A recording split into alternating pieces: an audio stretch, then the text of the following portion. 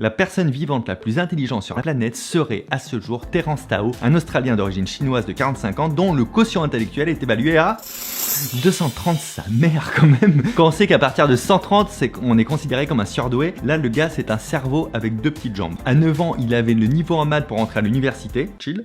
À 15 ans, il avait déjà écrit un livre sur les méthodes, ses méthodes à lui, qu'il utilisait aux Olympiades internationales de mathématiques, pour lesquelles d'ailleurs il a reçu une médaille d'or à 13 ans. Et à 20 ans, il soutient une thèse de mathématiques, et à 24 ans, Terence est enfin nommé professeur à l'université de Californie de Los Angeles, ce qui en fait le plus jeune professeur de l'histoire de cette école. Le club Mensa est une association britannique pour laquelle le droit d'entrée, c'est d'obtenir 140 ou plus à leur test de QI. Adam Kirby, 2 ans, 5 mois, 141 de QI, il est rentré en 2013 dans le club. Alors, il savait épeler les mots, il connaissait l'étape de multiplication, le nom de toutes les planètes, il apprenait le français, comprenait le japonais et l'espagnol, et il avait déjà lu du Shakespeare, entre deux biberons. Anthony Popa Uria, 2 ans, 9 mois, il est rentré en 2019 avec un petit QI de 154. Alors, il avait encore des vêtements de bébé, mais il savait déjà réciter l'alphabet, il comptait jusqu'à 1000 quand il avait le temps, et il avait d'ailleurs la patience pour compter jusqu'à 1000, mais le record est détenu par Elise Tan Roberts. À 5 mois, elle prononçait ses premiers mots, à 8 mois, elle faisait ses premiers pas, à 16 mois, elle comptait jusqu'à 10,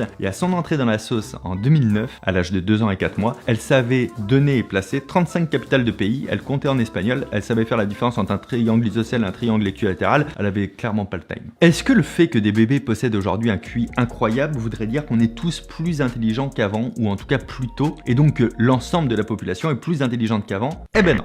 En fait, c'est tout l'inverse. Les dernières études montrent que ça fait 15 ans qu'on est de plus en plus bête. En 1987, James Flynn, spécialiste néo-zélandais des recherches sur l'intelligence, observait une augmentation des QI moyens des populations au XXe siècle. Plutôt bon signe. Ce même chercheur est l'un des premiers à avoir tiré la sonnette d'alarme quand il vit à l'inverse, le renversement de cette tendance, c'est-à-dire la petite chute qui commençait. Et d'après une étude réalisée en 2013, depuis 1995, le QI moyen de la population a tendance à se casser la gueule, elle régresse. Les Britanniques, par exemple, ont perdu 14 points de QI, c'est énorme par rapport à la fin du 19e siècle. Plus étonnant encore, contrairement à ce qu'on pourrait croire, à l'époque des jeux vidéo et autres stimulateurs de neurones, les temps de réaction ont augmenté. Et les Français sont pas mieux du tout. On aurait perdu 3,8 points de QI entre 1999 et 2009, soit en seulement 10 ans. D'après certaines personnes, la consommation de drogue serait l'un des facteurs de cette chute. Pour d'autres encore, le problème, ça c'est intéressant, serait lié au fait que la sélection naturelle n'a pas lieu chez les êtres humains, qui gardent donc les gènes des personnes un peu pas intelligentes. En fait, on se reproduit tous entre nous, mais il n'y a plus la sélection naturelle, tu sais, où c'est ceux qui s'en sortent le mieux qui se reproduisent. Nous, tout le monde, il a le droit, tout le monde. Après, c'est bien. Ouais, mais du coup, on est les seuls animaux à pas avoir de sélection naturelle. Se pose aussi la question de la fiabilité de ce qu'on appelle le QI, mais ça, on y reviendra plus tard. Du coup, est-il possible de booster son QI pour remonter notre moyenne nationale? En 1993, une étude essayait de démontrer qu'écouter du Mozart permettait d'augmenter son score de 8 à 9 points.